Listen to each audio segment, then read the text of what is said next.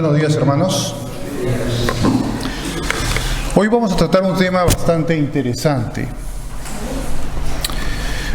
En el capítulo 9 de Juan encontramos pues el relato de esa curación milagrosa de un ciego de nacimiento. Y vimos la primera parte el domingo pasado y ahora vamos a ver la parte más extensa del capítulo 9 de esta historia. Pero no solamente vamos a hablar de la ceguera espiritual de los fariseos, los saduceos, estos religiosos judíos, que aunque con cierta apariencia de piedad o de observancia a Dios, en realidad eran enemigos de Dios. Ahora bien, aquí vamos a encontrar un caso también en el cual vamos a hablar de otro grupo de personas que pueden también estar bajo ceguera espiritual. Tenemos por costumbre pensar que hay un límite entre el no converso y el converso o el nacido de nuevo, que es una frontera donde están dos grandes espacios de gentes, un conjunto de los inconversos y un conjunto de los conversos. Realmente no es así. Existe un tercer grupo que está en medio de los dos. Y vamos a ver al final un pasaje de la Escritura que va a mencionar a estos tres grupos. Y va justamente a hacer una exhortación a ese grupo que está en el medio. Ahora, se preguntarán, ¿y quiénes son estos que están en el medio? Lo vamos a entrar a definir luego. Vamos a empezar pues con el siguiente pasaje, a partir del verso 13 del capítulo 9, donde continuamos el relato de cómo a este hombre ciego de nacimiento Jesús sanó, pero lo sanó y se fue. Y de pronto los religiosos judíos, asombrados, pero con dudas, porque ellos no querían reconocer de que Jesús tuviera esa capacidad para hacer milagros y para poder haber sanado a este ciego, y tenían dudas, pensaban, quizás esto es un fraude, quizás esto estaba cocinado ya con los padres y con el mismo ciego de nacimiento que no era verdaderamente ciego, sino que hubo una confabulación allí, hicieron una especie de farsa, de falsa curación, y bueno, pues eso estaba ahí rondando en las cabezas de ellos, porque ellos en su corazón, influidos por propio Satanás, no querían reconocer a Jesús, ni siquiera como profeta, menos aún como Dios, porque no querían reconocer que era realmente competente para hacer milagros. Y ellos van a buscar la manera de encontrar algún resquicio para poder devaluar o desprestigiar la obra de Jesús. Y vamos a ver lo que dice aquí. Dice, llevaron ante los fariseos al que había sido ciego, y era día de reposo cuando Jesús había hecho el lodo y le había abierto los ojos. Esta es la enésima vez en que Jesús cura en día de reposo, y también la enésima vez en que los religiosos judíos se molestaron e indignaron por esa razón. Volvieron pues a preguntarle también los fariseos cómo había recibido la vista. Él les dijo, me puso lodo sobre los ojos y me lavé y veo. Entonces algunos de los fariseos decían, ese hombre no procede de Dios porque no guarda el día de reposo. ¿Ven? Estaban buscando la minucia del fallo de un precepto religioso. Como buenos fanáticos judíos y religiosos, estaban buscando tres pies al gato para encontrar algún resquicio. ¡Wow! Está quebrantando la ley. Y en una oportunidad anterior, Jesús le citó Oseas 6:6, que dice, misericordia quiero y no sacrificio, conocimiento de Jehová más que holocaustos. Pero ellos no entendían eso. Para ellos eso no era algo que tuvieran que tener en cuenta. Ellos buscaban tres pies al gato para que si había una forma, una sanidad, una obra de misericordia que violase un pequeño precepto o un precepto regular, pues eso tenía que ser invalidado y tenían que deducir que Jesús era un hombre pecador. Esa era su conclusión. Ahora, no todos, por supuesto, concluían lo mismo. Dice, entonces algunos de los fariseos decían, ese hombre no procede de Dios porque no guarda el día de reposo. Otros decían, ¿cómo puede un hombre pecador hacer estas señales? Y había disensión entre ellos. Entonces volvieron a decirle al ciego, ¿qué dices tú del que te abrió los ojos? ¿Y qué dijo él? Que es profeta.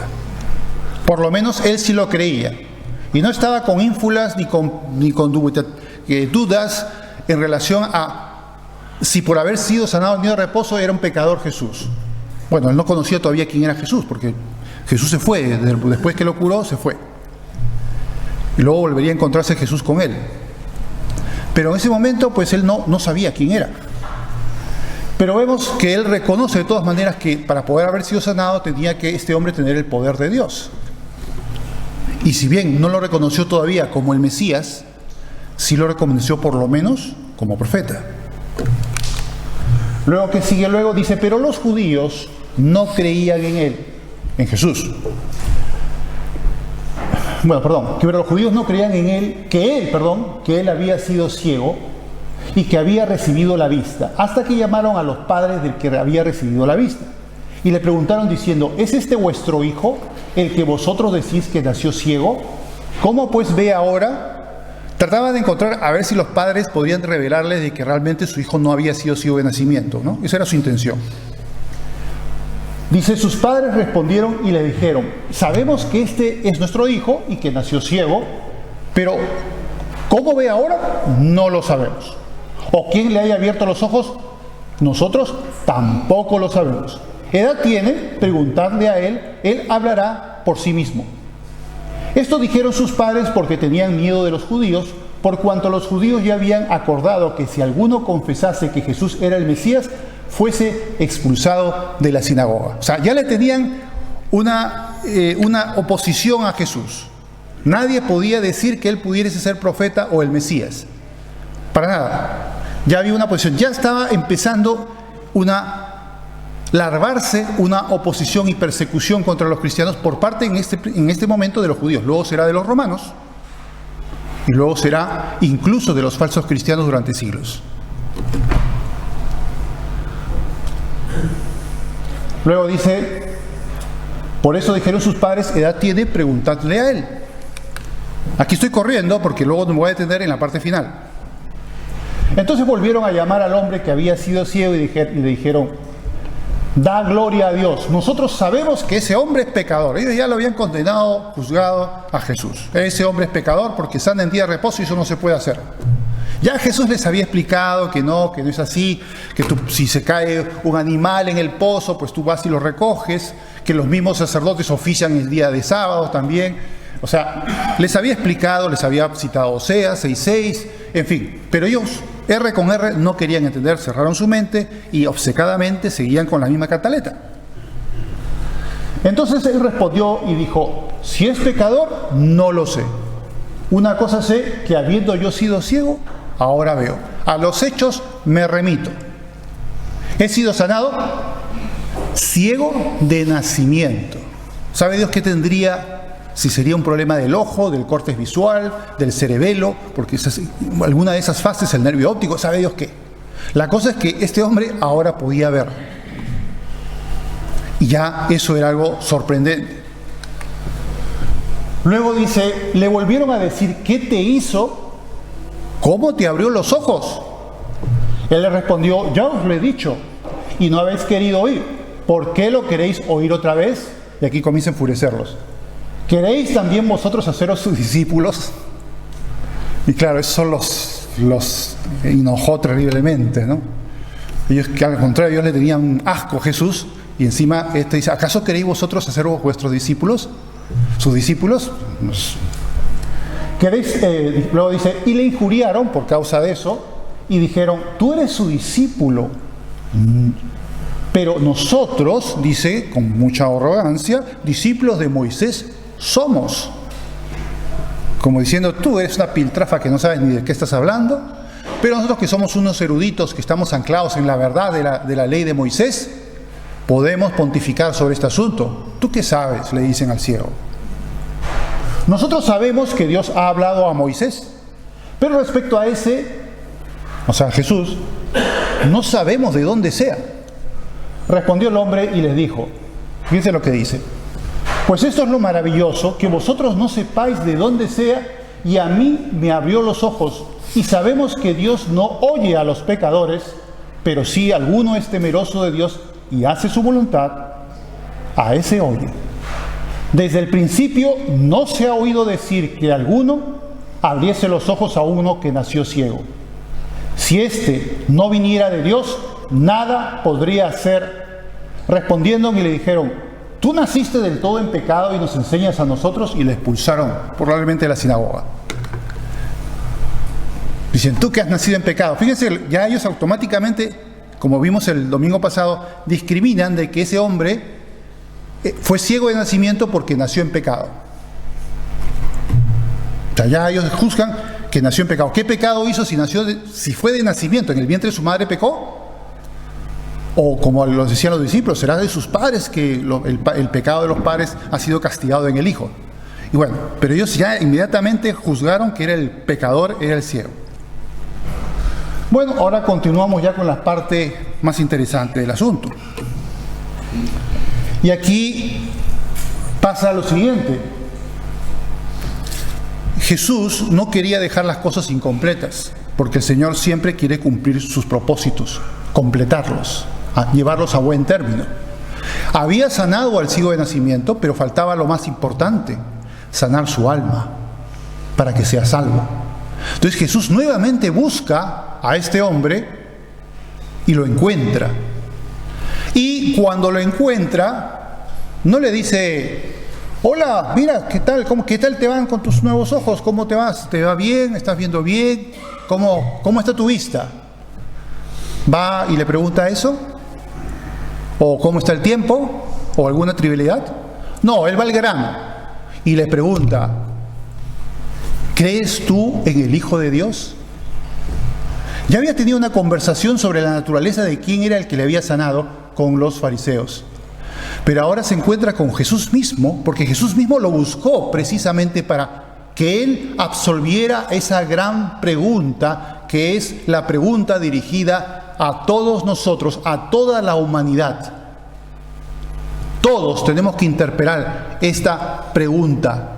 ¿Crees tú en el Hijo de Dios?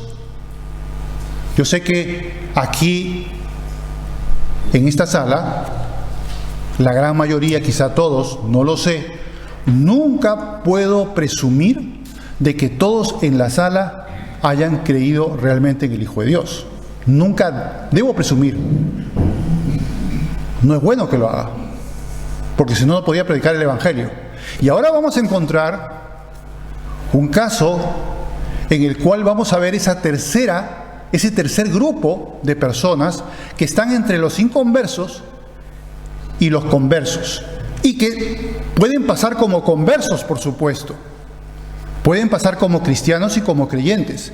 De hecho, este fenómeno es común, e incluso puedo decir que yo he pasado también por esa zona, y probablemente, no digo todos, pero casi todos también habéis pasado por esa zona antes de llegar a ser verdaderamente hijos de Dios.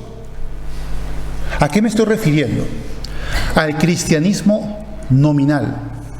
Cristianismo nominal es aquel que profesa creer en Cristo, incluso tiene observancias religiosas, va a la iglesia, ora, lee la Biblia, a mayor o menor asiduidad, en fin, según los casos. Puede ser una persona regular, puede ser una persona mala, y también puede ser una persona extraordinariamente buena. Que nadie se sienta ofendido si, por lo que voy a explicar ahora, resulta que descubres que tú estás en esa zona y todavía no has pasado a la zona de los redimidos o a la zona de los que han recibido a Jesús. No te sientas mal, porque, como te decía, yo también he pasado por esa zona y probablemente la mayoría, apostaría, la mayoría de los que están aquí sentados también han pasado por esa zona. Quizás no te has dado cuenta, pero has pasado por esa zona. Ha habido un momento en que tú ya creías en Jesús, pero todavía no habías tenido ese nuevo nacimiento. No había llegado a ese punto. Es una zona muy amplia donde en la iglesia cristiana hay mucha gente que puede estar en esa zona, prácticamente pasarse la vida en esa zona. Años. No unos días, no unos meses, yo creo que en mi caso podría ser algunas semanas, pero puede suceder que sean muchos años, como les contaba el domingo antepasado que no se pudo grabar, de esta chica que era muy buena chica. Nadie dudar que era una chica cristiana, iba a la iglesia desde hace muchos años, desde que era niña, pero porque se predicó lo que estoy predicando yo ahora precisamente, más de una vez, que también lo estoy haciendo también más de una vez, entendió la chica que necesitaba, que algo le faltaba, necesitaba recibir a Cristo. Recordarán que hablé de un caso prominente, ¿no? De John Wesley, ¿se acuerdan? Voy a repetir lo que dije, porque como no se grabó, pues mejor repetirlo. John Wesley era un gran hombre, un hombre que ya desde joven era un hombre de una piedad extraordinaria, casi podríamos decir como un santo. No lo era, por supuesto, pero era un hombre muy bueno. Su hermano también tenía un club de la santidad. O sea, imagínense las ideas que tenía este hombre. Ya se ordenó y fue a América a predicar el evangelio a los indios como misionero. Fíjense, no estamos hablando de una persona ahí cavilante, no, uno muy decidido. ¿Dios ya amaba a John Wesley o no lo amaba? Claro que lo amaba, claro que lo amaba. Y el regreso, como les conté la otra vez, en el barco pues se entró en una tempestad y el hombre pues ya parecían que iban a naufragar y el hombre estaba lleno de terror, de miedo, y vio que los cristianos moravos que estaban ahí en el barco estaban tranquilos, orando, cantando unos himnos, y dijo, esta gente tiene algo que yo no tengo. Esa es la gran pregunta, ¿no? ¿Por qué ellos tienen ese tipo de reacción y yo tengo un tipo de reacción muy distinta? Porque yo estoy como gelatina temblando de miedo. ¿Por qué? Y porque ellos están tranquilos, ¿no? Y cuando fue a Inglaterra, llegaron ya ahí en Londres, le invitaron a un estudio de romanos, los moravos, y allí él reconoció precisamente lo que significa el verdadero evangelio, que no es por tu justicia que eres salvo, sino por la justicia de Cristo que es imputada a ti, ¿no? Y ese entendimiento que tuvo Wesley en Romanos hizo que ahí, a partir de ese momento, naciera de nuevo y pudiera verdaderamente Dios, de ese hombre sin poder que iba a predicar y no tuvo ningún resultado con los indios, a convertirse en el gran avivamiento de Dios en Inglaterra del siglo XVIII. Fue ese gran instrumento de Dios. ¿Por qué? Porque a partir de ese momento ya, aquí viene lo que interesante. El que está en la zona gris, vamos a llamarle zona gris, ¿no? Sabe de Dios, pero aún no conoce ni ha experimentado a Dios. Hay ciertas señales que te pueden ayudar a comprender si estás en esa situación, en esa zona gris, o ya pasaste a la zona de los nacidos de nuevo. En Romanos capítulo 8 dice, el Espíritu da testimonio a nuestro espíritu de que somos hechos hijos de Dios, ¿no es verdad? O sea que el que ya es hijo de Dios, efectivamente va a poder saber perfectamente que lo es. Pero si tienes, ahí viene lo interesante, si tienes dudas de la palabra de Dios, hay ciertas cosas como que te parecen que no estoy muy dispuesto a creer, tienes dudas del poder de Dios, de que Dios puede hacer las cosas, y tú no lo sé, quizás son casualidades, quizás estas bendiciones que he recibido en mi vida son solo casualidades, y porque no debe ser del poder de Dios o por la voluntad de Dios, sino por casualidad. O incluso, esto también es interesante, puedes dudar de la existencia de Dios. De hecho, esta zona gris es muy peligrosa. ¿Por qué? Porque por esta zona gris es donde pasamos todos, en cierta manera. Unos de una manera abrupta saltan de la zona gris, de la zona vamos a decir, la zona roja a la zona de la salvación, por algo que Dios hace de una manera dramática, como fue Saulo de Tarso, que se convirtió en el camino de Damasco ante una visión de Jesús en Pablo. Un hombre diferente, el gran apóstol de los gentiles, el gran instrumento del mayor y mejor avivamiento de la historia de la humanidad. Pero eso fue pues, pum, de un golpe y porrazo. Pero a veces en nosotros no es así, es algo más suave, más poquito a poco, es un proceso. Pero cuando entramos a la zona gris, ya nuestro corazón ya está proclive a creer en el Señor, está más sintonizado con Dios, se acerca a Dios. Pero el peligro está que hay personas que no descubren, que todavía no han pasado a la verdadera zona, la zona donde verdaderamente son los nacidos de nuevo los que han recibido a Jesús. Y todavía están en la zona gris. Y claro, cuando estás tú en la zona gris, ¿qué es lo que pasa? Que es muy fácil de que los que están en la zona gris den marcha atrás y terminen en la zona roja o zona negra, vamos a decirle. Zona negra. Es decir, por ejemplo, la otra vez se les mencionaba Karl Marx, Friedrich Engels, el mismo Nietzsche, como lo conocen, ese famoso filósofo alemán que decía que Dios ha muerto. Todos ellos, el mismo Templeton, el compañero de Billy Graham, que también era evangelista con él, y muchos ejemplos que podría citar, todos eran piadosos cristianos. ¿Y dónde acabaron? Siendo grandes ateos. ¿Por qué? Porque estaban en la zona gris. No habían pasado todavía a la zona blanca, vamos a llamarla así, o a la zona brillante. Todavía se habían quedado ahí. Y por eso digo que es muy peligroso. Si tú detectas esas señales, que ves que te falta algo, pues ya sabes qué es lo que tienes que hacer. Y vamos a verlo al final también en una cita que es muy precisa para este fenómeno. Pero bueno, necesitamos pues nacer de nuevo, recibir a Cristo. Y eso no es, como he dicho en otras oportunidades, una cuestión intelectual. No. Por eso tenemos a Juan 1:12, ¿no? Este fabuloso, 2 y 13, fabuloso pasaje de la Escritura que dice: mas a todos los que le recibieron, a los que creen en su nombre, les dio, Dios evidentemente, potestad de ser hechos hijos de Dios. Eso es algo grandioso, es mucho más importante, más grandioso que una sanación como la del ciego de nacimiento, mucho mayor.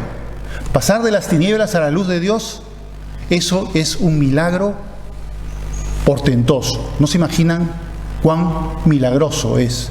Y bueno, los que conocemos a gente que es dura como una roca sabemos lo milagroso que es, ¿no? Porque que una persona testaruda, que rechaza a Dios, de pronto lo veas alabando a Dios, eso es un milagro. Y yo creo que muchos de nosotros hemos visto muchos casos de esos, yo he visto de gente que insultaba a Dios y que parecía que le salía chispas en contra de Dios, y Dios tocarles de una manera poderosa y ser unos creyentes súper piadosos y súper amantes de Dios. Pasan de lo más negro a lo más luminoso. ¿Por qué? Porque ese es el milagro del poder de Dios. Y eso es lo que dice aquí, pero el segundo verso de este pasaje también es interesante porque nos dice que esto no es una cosa que te la inventas, ni es invención de nadie. Por eso dice, los cuales no son engendrados de carne, no es por herencia, ni de voluntad de carne, es decir, porque tú lo quieres, es un hecho tuyo, es una especie de conversión intelectual, como puede ser a cualquier secta, religión que existe en el mundo, o voluntad de varón, o porque otro te dice, bueno, a partir de ahora tú eres cristiano, ya está. O de chiquito te bautizaron, no te enteraste de nada, y dijeron que porque ese día te bautizaste como chiquito, como cristiano, tú ya eres cristiano automáticamente. No te has enterado de nada, pero ya ahí por defecto, como hicieron una magia espiritual, y con esa magia espiritual ya eres un creyente. Eso no funciona. Aquí te lo está diciendo, eso no funciona. Dice que tiene que ser de Dios, lo que dice al final. De Dios, es Dios quien hace ese milagro, es un momento especial definido por Dios en el cual tú vas a doblegarte, a arrodillarte, orar, bueno, puede ser no necesariamente arrodillado, pero lo que sea, no importa, pero vas a poder recibir a Jesús de una manera genuina, verdadera, que produce efectos, produce frutos que son visibles. Si eso no sucedió en tu vida es porque todavía no has pasado esa frontera. Por eso tengamos en consideración bien esto. Hay una zona negra, donde los que son los inconversos, hay una zona gris, donde ya están, digamos, en tránsito a la vida eterna, pero todavía no han dado el paso de recibir a Jesús. Todavía es una zona gris donde habitan las dudas sobre la Biblia, sobre el aspecto dubitativo, Y también incluso hasta el decir, bueno, puede ser que Dios no exista, como le pasó a la Madre Teresa de Calcuta, que dice que tuvo una gran crisis y ella dijo, pues dije, yo en esos momentos dejé de creer en Dios. Ahora, ¿por qué pongo este ejemplo? Porque cuando estás en el lado luminoso, vamos a decir, en el lado brillante, en el lado blanco, en el lado de los que ya han recibido a Jesús, hay una gran diferencia. Una cosa es saber de Dios. El que está en la zona gris es una persona que sabe de Dios, como John Wesley sabía de Dios, por supuesto. Y otra cosa es conocer y experimentar a Dios. El que ya está conociendo y experimentando a Dios, es imposible que pueda dudar de la existencia de Dios, porque ya le conoce, ya lo ha experimentado. Es como que, perdón, ¿existe tu padre? ¿Existe tu madre? Oye, claro que sí, porque yo conozco a mi madre y conozco a mi padre, los he experimentado. Bueno, en caso que lo haya sido criado, porque hay personas que obviamente no han sido criados por los padres, pero ¿me entendéis el ejemplo, no? Entonces tenemos que tener esa experiencia de Dios para poder estar seguros efectivamente que no tener ningún tipo de duda, porque ya experimentamos a Dios. Vamos a poner un caso interesante del Antiguo Testamento, de un hombre que también amaba a Dios, un gran hombre, un muy piadoso hombre. Ojo, no estamos hablando aquí, ojo, que los que están en la zona gris son gente mala, puede haber de todo, pero también hay gente muy buena que está ahí, pero simplemente le faltó alguna luz para tomar esa decisión importante de recibir a Jesús y que se dé ese momento establecido por Dios para que suceda. Vamos a hablar de un caso muy interesante, el caso de Job. Job era un hombre piadoso, que Dios le amaba, incluso lo puso ante Satanás como un ejemplo de integridad. Y, sin embargo, Job era una persona que sabía mucho de Dios, era muy piadoso, pero no conocía todavía a Dios realmente, no lo había experimentado. Había sido próspero, observaba, era piadoso, pero algo pasaba. Vamos a ver qué es lo que dice este pasaje al final, ya cuando después de todos los discursos con los amigos que decían que le había pasado eso porque era un pecador, y después con Eliú, que era el discurso más sensato, al final aparece un torbellino y Dios mismo se presenta ante él y comienza a interpelarlo a él. Y luego, ¿qué pasa? Dice unas palabras muy interesantes. Vamos a leer. Dice: yo conozco que todo lo puedes y que no hay pensamiento que se esconda de ti. ¿Quién es el que oscurece el consejo sin entendimiento?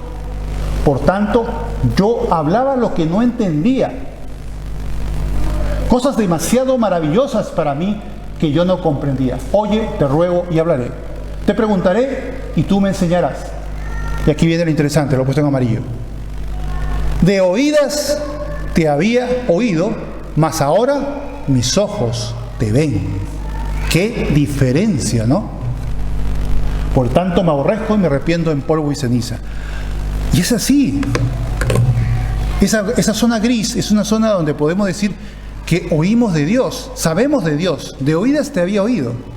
Pero cuando pasas a la otra zona, cuando recibes a Jesús en tu corazón y se da efectivamente ese acto por parte de Dios de que tengas el nuevo nacimiento, ya empiezas a conocer en verdad a Dios. Y aquí Job ya conocía a Dios, ya se había presentado a Dios.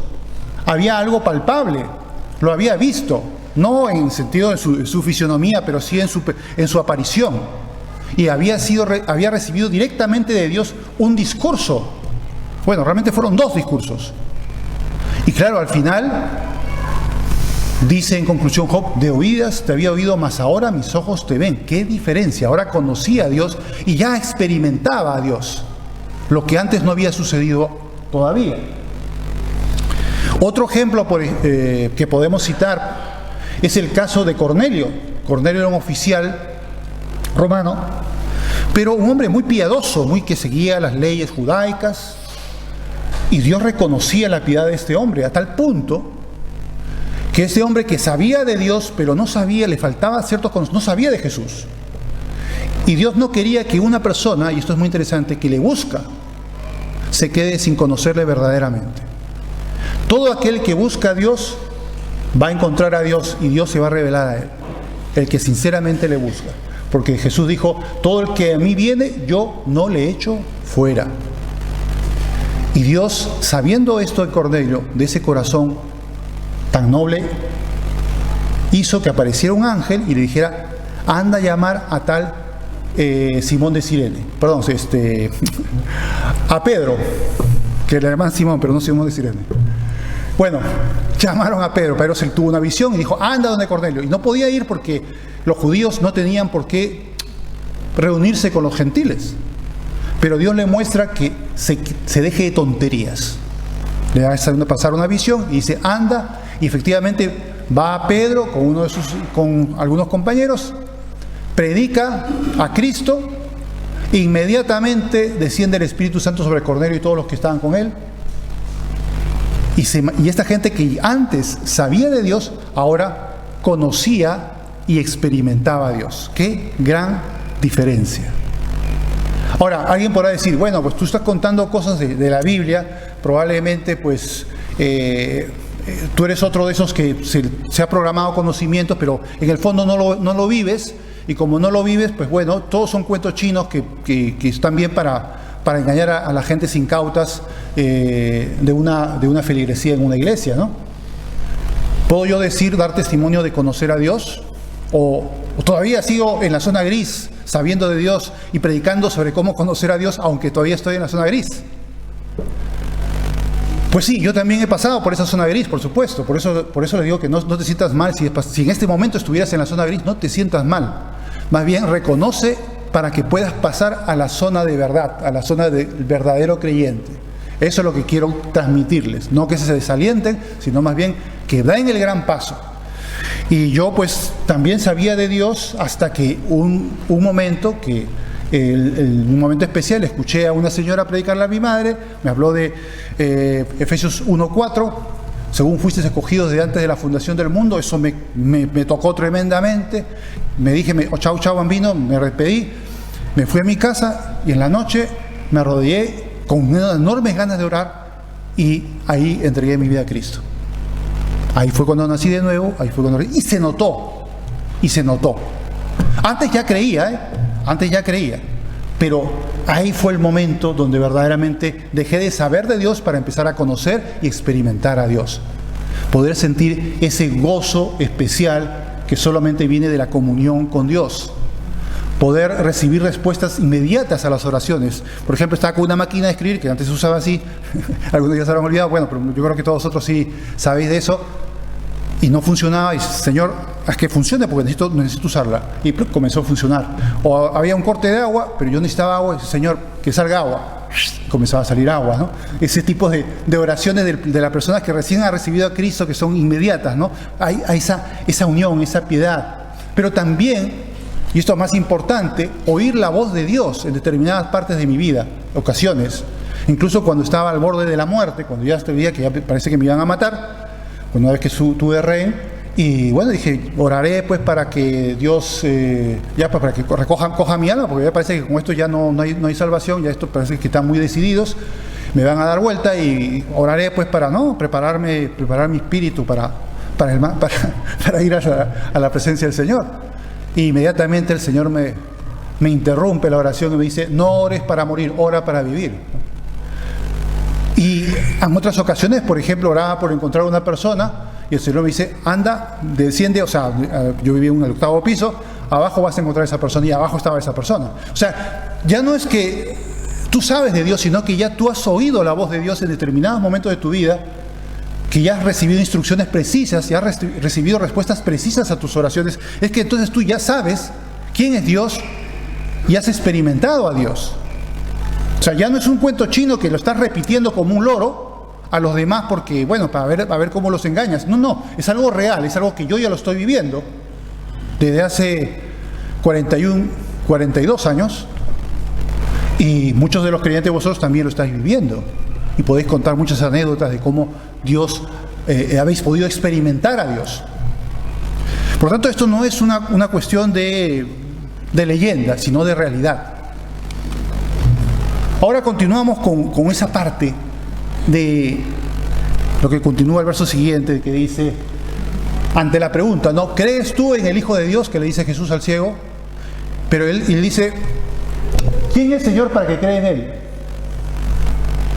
Le dijo Jesús, pues le has visto y el que habla contigo, Él es. Y él dijo, ¿qué dijo? Mira, Señor Jesús, yo me lo voy a pensar, dame un tiempecito para que me lo piense. Para que me lo piense. A ver, vamos a ver, voy a razonar un poco qué es lo que ha pasado, me lo voy a pensar. ¿Le dijo eso? No, inmediatamente, él no, sin ningún titubeo, dijo, creo, Señor, y le adoró. ¿Qué pasó ahí entonces? Esa persona nació de nuevo, porque recibió a Jesús, creyó en Él, lo tenía enfrente y creyó. Ahora, lo tuvo enfrente. También lo tenemos enfrente cuando se nos presenta el Evangelio, pero mucha gente, aunque lo tiene enfrente, aunque ha escuchado el Evangelio durante años, no quiere creer. Esa es la ceguera espiritual. Pero como les decía, la ceguera espiritual del que está en el lado negro, eso estamos habituados a entenderlo. Lo raro es entender la ceguera espiritual del que está todavía en la zona gris, que todavía no se da cuenta que está en la zona gris. Y eso vamos a ver al final un verso sobre ello. Pero vamos a continuar, porque este es el último pasaje del capítulo 9. Pero todavía hay tela que cortar. Dijo Jesús, para juicio he venido al mundo, para que los que no ven, vean. Ahora veremos de qué se trata eso, ¿no? Y los que ven, sean cegados. ¿Y esto qué quiere decir? Entonces algunos de los fariseos que estaban con él al oír esto le dijeron, ¿acaso nosotros también somos ciegos? Jesús le respondió, si fuerais ciegos, no tendríais pecado, mas ahora porque decís vemos, vuestro pecado permanece. Qué diferente es hablar de una persona que en el pasado o en alguna parte del mundo que nunca ha oído de hablar de Cristo, que nunca se le ha presentado el Evangelio, que otra que tiene el Evangelio ante sus narices, que ha recibido el Evangelio durante años y sin embargo que dice ver, no quiere ver. Y eso, en eso estaban pecando estos señores religiosos judíos. Tenían ante ellos al Salvador, a Jesús, pero cegaban sus ojos del alma y no querían ver que era quien dice que era, y querían negarse y encontrarle tres pies al gato para negar que él era el Mesías o que era profeta de Dios. Y aquí vamos a encontrar dos grupos. Los que no ven, que van a ver, y los que ven y van a ser cegados. ¿Quiénes son estos grupos? Vamos a ver dos citas bíblicas para explicar estos dos grupos y de esa manera poder saber de qué va esto. Los que no ven, vean. A ver, vamos a citarlo entonces, Hechos 26, donde se narra pues la conversión de Pablo y cómo Dios le habla y dice lo siguiente, dice, yo soy Jesús a quien tú persigues, pero levántate y ponte sobre tus pies, porque para esto he aparecido a ti, para ponerte por ministro y testigo de las cosas que has visto y de aquellas en que me apareceré a ti, librándote de tu pueblo y de los gentiles, a quienes ahora te envío. Él va a ser el gran apóstol de los gentiles. ¿Y para qué? ¿Para qué? Para que abra sus ojos, son ciegos, que tienen que ser videntes, que tienen que ser abiertos sus ojos, para que se conviertan de las tinieblas a la luz y de la potestad de Satanás a Dios, para que reciban por la fe que es en mí perdón de pecados y herencia entre los santificados. ¿Se dan cuenta? Ahí vemos perfectamente a qué grupo se está refiriendo Jesús con esos que los que no ven, vean. Los ciegos que van a ser llevados a la vida eterna porque serán esclarecidos y verán a Jesús, creerán en Él y le recibirán en su corazón. ¿Y quiénes son los otros? Vamos a ver los otros. Los que ven que son cegados. Dice, y entonces acercándose los discípulos le dijeron, ¿por qué les hablas por parábolas? Él respondiendo les dijo: porque a vosotros os es dado saber los misterios del reino de los cielos, mas a ellos no les es dado. O sea, había un grupo al cual sí le daba la información y otro grupo que no. ¿Pero por qué? Porque a cualquiera que tiene se le dará y tendrá más, pero al que no tiene, aún lo que tiene le será quitado. Esa es la actitud del corazón. El que quiere creer será esclarecido aún más, pero el que se niega a creer, más incrédulo se va a volver. Lo poco de credulidad se va a convertir en dureza, por juicio divino. Por eso les hablo por parábolas, porque viendo no ven y oyendo no oyen, ni entienden. De manera que se cumple en ellos la profecía de Isaías que dijo: de oído oiréis y no entenderéis, y viendo veréis y no percibiréis, porque el corazón de este pueblo se ha engrosado y con los oídos oyen pesadamente. Y han, ¿qué? ¿Qué dice? Cerrado sus ojos, para que no vean con los ojos y oigan con los oídos y con el corazón entiendan y se conviertan y yo los ame. ¿Eso es culpa de Dios? No, es culpa del corazón humano que se niega a creer. Cierra los ojos, cierra los oídos a la palabra de Dios. Entonces dicen: bueno, ¿tú quieres cegarte? Pues bien, tendrás lo que tú quieres, serás endurecido todavía más. Esa es la gran desgracia de estos dos grupos. Pero bueno, ahora vamos a ver este pasaje, ya para ir acabando. Este es el último pasaje que vamos a ver hoy, que nos explica sobre la zona gris, ¿no? El pasaje en sí es más amplio, pero no quiero profundizar tanto en las partes primera y segunda, pero sí en esta parte de aquí. Fíjense que estamos hablando de una de las cartas, de las 7 cartas a las iglesias en Apocalipsis 3. Y uno diría, bueno, se supone que todas las iglesias a las cuales Dios escribe son iglesias cristianas que han recibido a Cristo. Pero, cuidado, ahí también están en la zona gris. Y aquí vamos a ver que están estos en la zona gris. Ya con esto vamos a terminar, no se preocupen. Dice: porque tú dices en su orgullo: yo soy rico y me he enriquecido y de ninguna cosa tengo necesidad, y no sabes que tú eres un desventurado, miserable, pobre, ciego y desnudo. Por tanto, yo te aconsejo que, antes de analizar ese punto, ¿qué es lo que está pasando aquí? Teníamos a un grupo de creyentes en la Odisea que tenían gran autoestima espiritual, pensando que eran buenos cristianos, pero aún no habían recibido realmente a Cristo. ¿Es posible eso, que la iglesia de la Odisea sea un caso así? Por todo lo que podemos ver en este pasaje, sí. Por supuesto, hay teorías también al respecto sobre la interpretación. Por eso dicen algunos: no utilices Apocalipsis 3:20, la parte que dice aquí, la parte en amarillo, porque eso es para creyentes, no es para incrédulos. Pero ¿por qué lo pone entonces aquí en la iglesia de la Odisea? ¿Por qué pone eso? ¿Es que a los creyentes les faltaba algo de la Odisea? Claro que sí. Les faltaba precisamente pasar de la zona gris a la zona blanca, a la zona brillante. Ahora, ¿qué es lo que tenían que comer? Aquí esto lo prueba. Esta parte dice: te aconsejo que de mí compres oro refinado en fuego. ¿Qué significa eso? Oro refinado en fuego. Eso es la justicia de Cristo. Nosotros no tenemos oro que ofrecerle a Dios. Somos miserables. Nuestra moral y nuestra justicia es trapo de inmundicia. Pero para poder ser aceptos ante Dios necesitamos la justicia de Cristo. Y para tener la justicia de Cristo tenemos que recibir a Cristo. ¿Se dan cuenta? Entonces, compra de mí oro refinado en fuego, para que seas rico, y vestiduras blancas para vestirte. ¿Y qué se refiere con las vestiduras blancas? Precisamente el ser revestidos de Cristo al ser perdonados nuestros pecados que han sido cubiertos con la sangre de Cristo. Y luego dice: y que no se descubre vergüenza de tu desnudez, y unge tus ojos con colirio, para que veas, ¿no? Para que puedas darte cuenta de tu situación, porque a veces no nos damos cuenta de nuestra situación, hasta que algo Dios nos toca y nos hace llevar de la zona gris a la zona brillante y recibimos a Cristo. Todos hemos pasado por eso, pero si todavía estás ahí en esa zona gris y detectas por las señales que te he mencionado de dudas y cosas por el estilo, yo te recomiendo de que tomes conciencia de ello y pidas al Señor de que Él te esclarezca y recíbela en tu corazón de una manera poderosa.